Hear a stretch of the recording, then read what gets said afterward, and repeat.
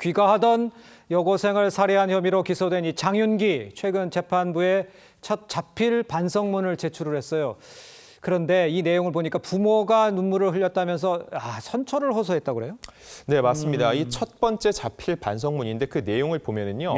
이게 피해자 유족들에 대한 사과보다는 자신의 처지를 한탄하는 내용이 담겼다고 알려지면서 또 한 번 논란이 되고 있습니다. 사죄보다 선처를 호소한다는 차원인 거죠. 자, 이에 앞서서 장윤기는 지난 5월입니다. 신상정보 공개 심의위원회 심의 때 자필 의견서를 낸 적이 있는데 그때도 이런 내용을 적었다고 합니다. 범죄를 저질러 죄송한데 내 신상이 공개되더라도 엄마, 아빠, 형에게는 피해가 가지 않았으면 좋겠다고 얘기했는데 정작 본인의 잘못을 일해 피해를 본 이들에 대한 사과가 아니라 자기 가족부터 감싸려는 모습에 더욱더 공분이 일고 있고요. 무엇보다 최근 또 진행된 검찰의 이 심리검사를 받은 장윤기, 자신의 장래희망이 원래 경찰관이었다고 알려지면서 과연 이런 사상을 갖고 있는 사람이 경찰이 된다는 생각 자체가 굉장히 얼마나 위험한지에 대해서 또 한 번 사회적 공분이 일고 있습니다. 그러니까요. 전혀 반성하는 게 아니지 않느냐 이런 이야기들을 할 수 있을 것 같아요. 장윤기가 이 감형을 노리고 반성문을 제출했다고 볼 수가 있을 부분도 있을 텐데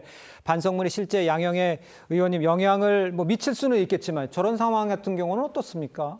글쎄요, 지금 이렇게 단기간에 반성할 줄 아는 사람 같으면은 범죄를 저지를 때 한두 번만 생각해도 그런 끔찍한 일을 벌이지는 않았지 않았을까 이런 생각이 들고요. 이게 가벼운 범죄도 아니고 사람을 지금 살해를 해서 그 유족의 그 마음을 생각한다면, 그리고 지금 비명에 간 그 학생을 생각한다면은 반성문 써주면은 양형의 참작하는 그거는 진짜 너무 피해자에 비해서 가볍게 용서해 주는 것이 아닌가 이런 생각이 들고, 실제로 그 가수 김호중 씨도 반성문 많이 썼는데 감형에 별로 그렇게 영향을 주지 않았다 그러거든요. 반성문이 판사가 감형하는데 변수가 안 됐으면 좋겠어요.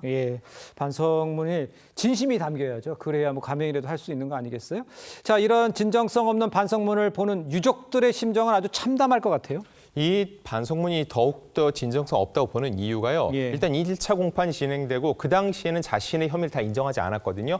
그 다음에 제출이 되고 그 후에 2차 공판 때는 그때서야 인정을 했다는 겁니다. 즉, 그 사이에 자신의 혐의를 인정하지 않은 상태에서 나왔던 그 자필 반성문은 결국은 진실한 반성이 아니라 결국은 자신의 그 혐의를 좀이라도 줄이기 위해서, 형량을 줄이기 위해서 한 거라는 그런 어떤 의구심이 들 수밖에 없고요. 그렇기 때문에 이를 본 유족들 역시 이미 기자회견을 통해서 의견을 냈습니다.